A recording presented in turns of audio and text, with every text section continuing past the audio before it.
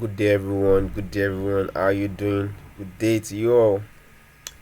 You're welcome to day 14 of our HTML lecture, and I hope you've been able to gain a lot from the past lectures we've had. Yeah. So in our last lecture, we talked about HTML links and the function of the A tag and the different attributes you can use for it, and how you can direct your page to either a blank space or open it in the page where you are located. So that's that about that. Today we're going to look at HTML images, as you can see. So let's go further. So HTML images they are defined and displayed with the img tag. It's a self-closing tag containing only attributes. So the src attribute is used to specify and set the image source, just like in the example here. And I believe I showed you an example when I did my when I showed you my painting, my beloved painting. So yeah, so the image types allowed by HTML, they include PNG, JPEG, GIF, SVG, and WebP. So these are the image types that are allowed by HTML. So the image formats that are allowed by HTML. So let's practice this. Let me bring my let me bring my painting again. So we're going to go to our text editor, and so as we usually do, HTML. So change this to lesson 13. Oops. And yeah, so img. So src is going to be, the name is unbalanced. Okay, it's here because it's located in my file, and then I'll say a painting. Yep. So if we go back to our page, so and we reload, you can see the painting, but discover that the painting is somehow blending with the page. So I'm going to change the background color to black. So going back to studio code, so I go to the head tag and I say style.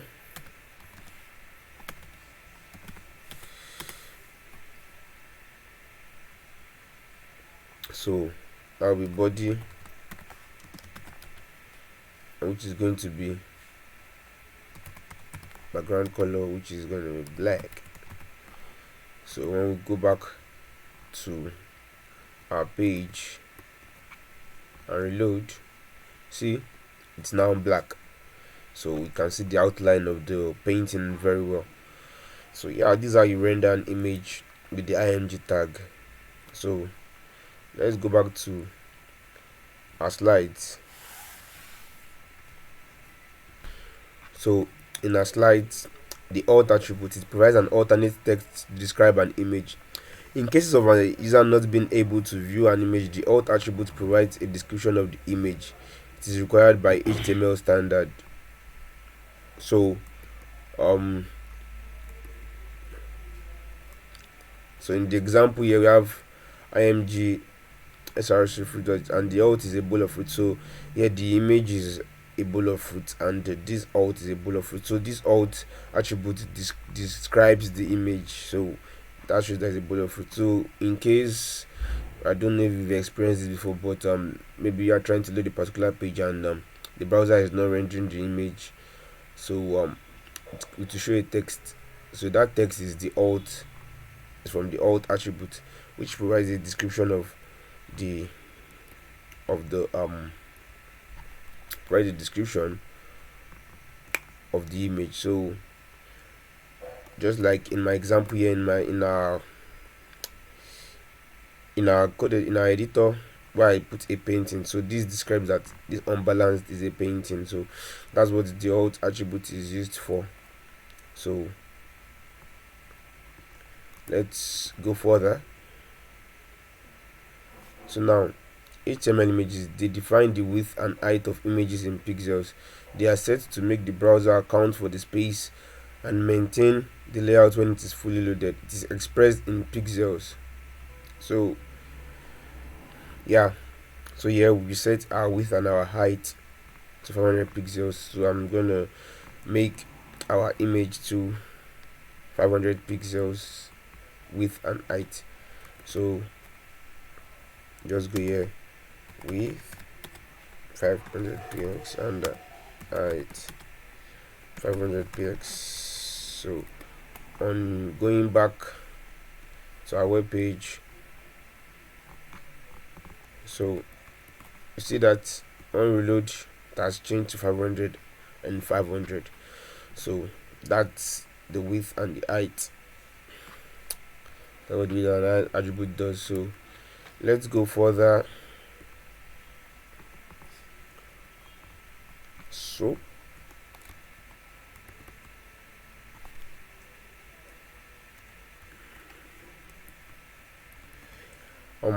you can access images from any website in the world. So for example, now we have a, so let me load an image that I like, that I saw and I saved, and okay, let me copy the link and I'll paste it. So you can see that can load images from any website in the world. So we go here and let me just give it to BR tags to quite separate the images. So I have under img here, and the src is going to be Ctrl P, and this is going to be a mini workspace. So when we go back to our web page and reload, we're going to see the image. So you can see, meanwhile it's not locally on my computer, I'm loading it from another source. So you can load an image from any website. So that is what that is talking about. So let's go further. Now we have the map tag. The map tag defines an image map, which is an image with clickable areas. Sorry about that. img. So okay, we have okay, so in this example now, let's demonstrate ours. So go to the editor and we type our code. So we go to our, and let me just paste an image. So a map defines, let's go back to our, so what does it say? It says a map defines an image, map tag defines an image map, which is an image with clickable areas. So yeah, these are the coordinates, and this is where it's going to take us to. So the name creates a relationship between the image and the map. The map elements contain some area tags that define the clickable areas in the image map. So I have something here. So yeah, I've pasted something here. So I have an image, and this is going to take me to this link of where this picture is. So so let's just check out what it does. So okay, reload. Okay, it's already here. So if you look at these places, I'm clicking on all these places, but it's not clickable. But when I come here, I can click it and it take me to where I want to. When I come here, I can click it. So that's what the map does. So if I click on this place, so I've mapped out these areas to be clickable. So that's what the map tag does. So it creates a clickable an image that's clickable in areas. So yeah, that's what it does. So let's go further. So these are the area tags define the clickable areas in the image map here. So these area tags, these are the area, these are where I set the areas that okay, these places, these parts of this image should be what should be clickable. So that's what I did with that, and that's how you do that. So the figure tag is a semantic tag that is used to display an image with caption. So let's practice this. The fixed caption tag is used to define a caption for the figure element. So here we have a limo. Okay, let me just use my painting since I don't really have much examples in my files yet. So go back here, and I think we can remove the map so that, let me just comment it out, just like a link from the comment, from the lecture and comment, and yeah. So I have figure, and there I have image.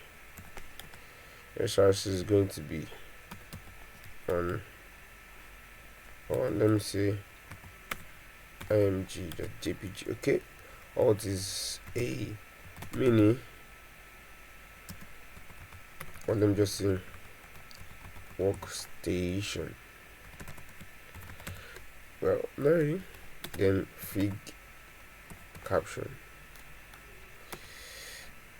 a mini workspace. So when we do that, and then we go back to our web page, so when we reload, where's my figure? Oh, I think the color is white, so let me change the color of the body. So let me quickly do that. So color, let me use blue, aqua. I love that color. So let's reload, so you can see this is the caption beneath a mini workspace. So yeah, there you have it, a mini workspace. So that is what the figure tag does. It defines an image with caption, an image with a caption. So you have the SRC set attribute. It allows you to define a list of differently sized versions of the same image and provide information about the size of each one. That is to set responsive images. The browser can then best pick depending on the pixel density or window width. So let me just show this example here. So here we have img, we have our source src boot.png, so the alt a picture of a boot, then sizes. So depending on the width of the page, at max width of 480 pixels, that's for phones like our normal phones.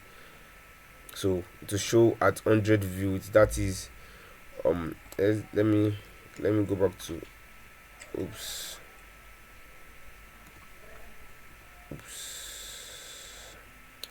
so let me go to our web page. So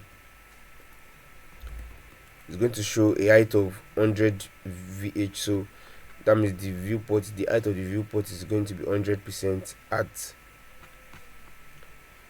480 pixels.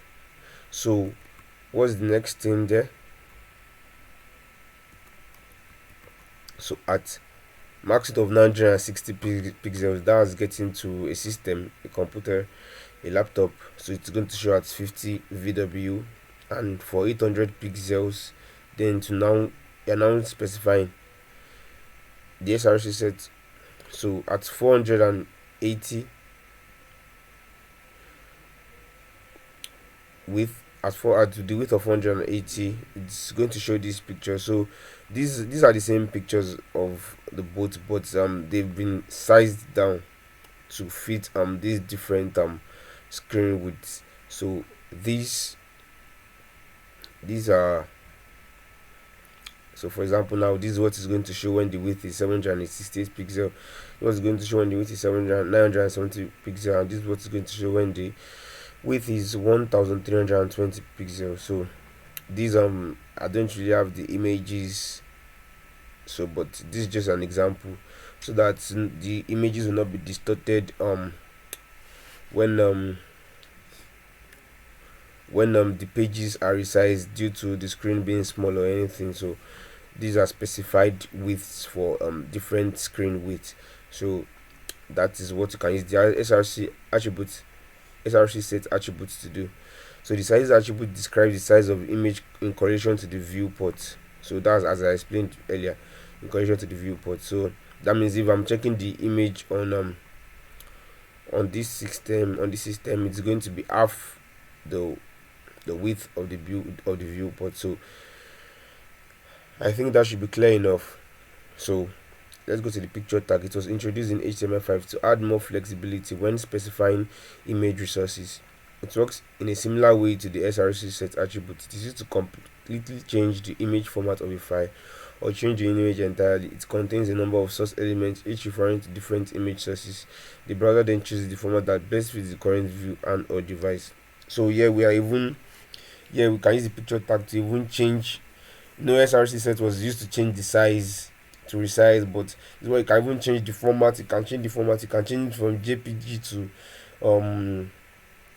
gif. You can change from gif to let's say which are good one popular, okay, png. So that's what you can use the picture tag to do. And you can even change the image source, or the image can change the image completely. So now here we have at 768 pixels minimum width, we have a Lamborghini as a picture.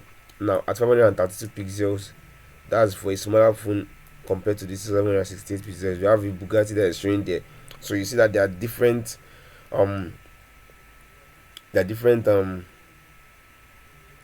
images for different width, screen width. And this now the normal picture that's even showing. So it's showing an Agera. So you can see the beauty of the picture tag. So that is what it is used for. So let's demonstrate the picture tag. So I'll go to my text editor, and then I'm going to comment these two out. Now comment this one out too, so that we can see it very clearly.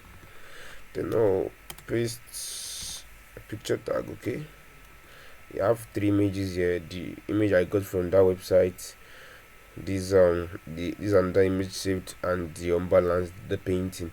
So we're going to go back to our web page, and we're going to check it out.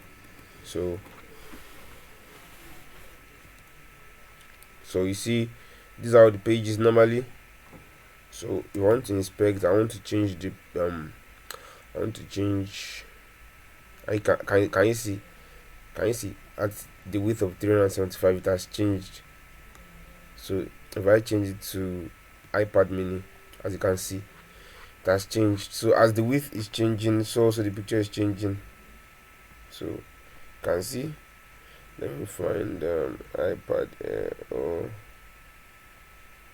responsive.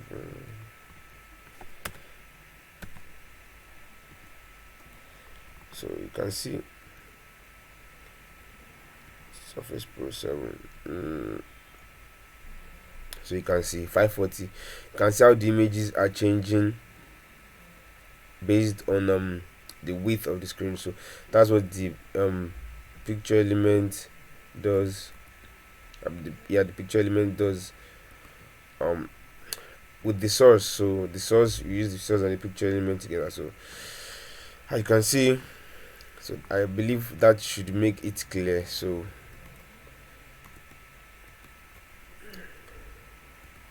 that will be all for today's class, and I hope you've been able to actually gain something in this class. So don't forget to practice what you've learned, as practice makes perfect.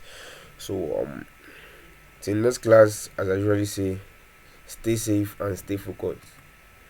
Thank you, and God bless you.